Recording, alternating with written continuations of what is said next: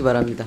예, 권영석 의원입니다. 우리 박홍근 후보자님 우선 축하드립니다. 제가 그러니까 이 아주 가깝게 교류할 기회는 많이 없었는데 평소에도 좋은 분이라고 생각을 하고 있었고, 그러니까 이 우리가 청문회를 보면서도 보니까 신상 문제도 뭐 특별한 부분은 없는 것 같습니다. 감사합니다. 근데 한 가지 걱정되는 네. 부분은 굉장히 이 점잖고 이 젠틀하신 분임에도 불구하고 이 당파적인 부분에 있어서는 좀 굉장히 강성이지 않은가.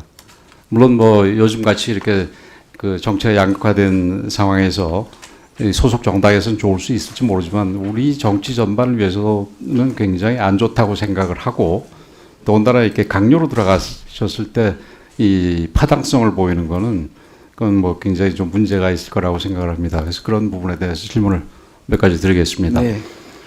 그 우리 이재명 대통령께서 기획예산처가 단순히 예산 편성 부처를 넘어서 대한민국의 미래를 설계하는 컨트롤 타워가 돼야 된다고 얘기를 했고, 우리 후보자께서도 방금 모두 발언에서 그 같은 얘기를 했습니다. 그러면서 이 여러 계기에 이런 그 컨트롤 타워가 제대로 되기 위해서는 이념과 정파를 넘는 협력이 필요하고 여당만의 예산 강행 처리도 부적절하다라고 협치를 강조했습니다. 이제 그러면서 든 예가 2020년하고 21년에 예결위 간사하고 위원장이었던 시절에 이 예산을 합의 처리한 부분을 예로 드셨는데, 근데 22년 원내대표가 되신 이후부터는 그런 협치 부분이 정반대로 갑니다. 우선 이 소위 검수완박법, 간호법, 의료법 등 주요한 쟁점 법안 처리에 있어서 이 전부 강행 처리를 했습니다. 그래서 당시에 입법 폭주라는 얘기도 있었고, 또 특히 이 검수완박법 처리 과정에서는 민형배 의원을 이 꼼수 탈당시켜서 이 안건조정위원회를 무력화시켜서 이 강행 통과를 하게 됐습니다. 이게 뭐 지금 와가지고 한 4년 뒤에 다시 또 문제가 돼서 완전히 이제 검찰청이 없어지는데, 그때 이렇게 뭐 서둘러서 할 이유가 있었는지 하는 생각이 들고요. 그다음에 이 23년도에는 그 우리 헌정사 최초로 국무위원에 대한 탄핵소추, 즉 이상민 장관에 대한 탄핵소추를 했습니다. 그때 그게 이제 원내대표로 계실 때죠. 근데 그 결국은 이게 다 기각이 됐는데, 이게 그러니까 우리 박 후보자께서 문을 열어가지고 그 뒤에 20여 차례 이 탄핵이 있었고, 이 나중에 우리 윤 대통령 탄핵 외에 그 전에 탄핵들은 모두 다 기각이 됐습니다. 이런 부분에 대해서 장관으로서도 이렇게 하실 거예요? 알다시피 제가 원내대표 시절에 네 분의 원내대표를, 국민의힘 네 분의 원내대표를 제가 모셨습니다. 대체로 저하고 호흡을 맞춰본 분들은 저에 대해서는 평가가 그래도 합리적이고 소통이 잘 됐다라고 내리고 있는 것으로 알고 있습니다. 그래서 제가 지금 말씀하신 몇 가지 사례와 관련해서는 이렇게 답변을 좀 드리고 싶습니다.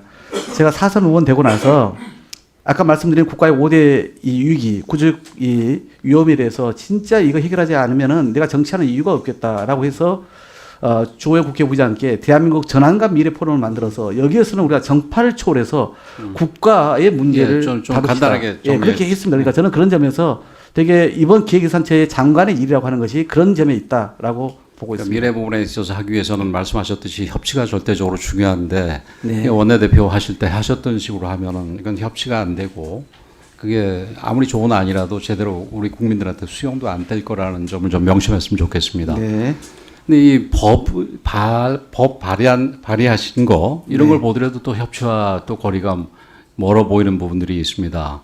우선 뭐 이 국회 원 구성과 관련해서 뭐 우리 이 정청래 대표는 최근에 상임위원장 완전히 독식하겠다는 얘기까지도 언급을 했고, 실제로 과거에 민주당이 2020년도인가요?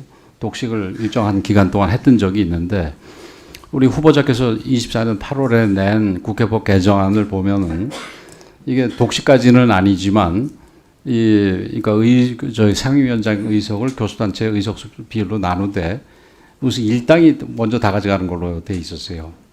근데 그 부분은 뭐 잘 아시다시피 우리 국회가 관례상, 지금은 그렇지 않습니다만은 관례상 법사위 같은 경우는 이 야당, 그러니까 이 소수당, 제2당한테 줘서 이 다수당과 소수당 간에 견제를 하도록 돼 왔지 않습니까? 이런 부분을 법으로 아예 못을 박으려 하셨고 또 작년에 낸 정당법 개정안은 더 나가셨습니다.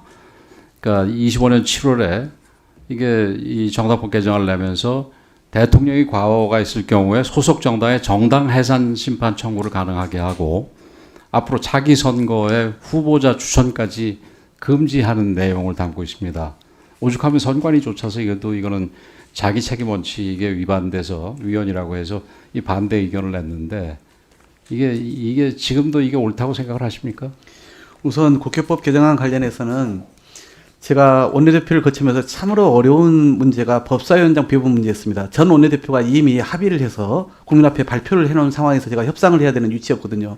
결국은 이제 결과적으로는 저희가 야당 됐으니까 그거 존중하고 가자라고 들어왔는데 돌아보시면 매 2년마다 원구성 때마다 한 달 이상의 시간 또는 2달까지 시간이 걸립니다. 저는 국회가 너무나 소모적이다 싶어서 미국은 아예 승자 독식 아닙니까? 모든 것을 다수당이 맞습니다. 그러나 우리는 그렇게까지 할 수는 없으나 우선 선점하게 하자. 이게 제가 법안을 발의한 취지고 다만 저는 협치를 위해서 대표 발의를 그동안 한 명이 하도록 되는 것을 공동으로 하도록 제가 법안을 대표 발의해서 통과시킨 것도 있습니다. 그리고 지금 말씀하신 뭐 지금 시간이 제가 없으니까 좀 간단하게 줄여주셨으면 좋겠고 이게 나눠서 하자는 것까지는 좋은데 국회 뭐 그리고 이 원구성 협상 때마다 늘어지는 것도 문제가 있는데 그게 사실은 어떤 면에서 우리가 확립된 관행을 그때마다 깨려고 그랬던 거가 있었기 때문에 그렇다고 봅니다.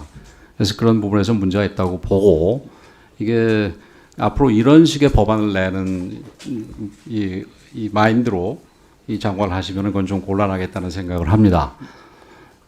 그리고 조금 전에 앞에 동료 의원들하고 문답 과정에서 국회의 실질적 예산 심의권 보장 필요성을 강조하신 부분은 아주 옳은 얘기라고 생각을 하는데 근데 여기 국회는 다수당만 포함돼서는 곤란합니다.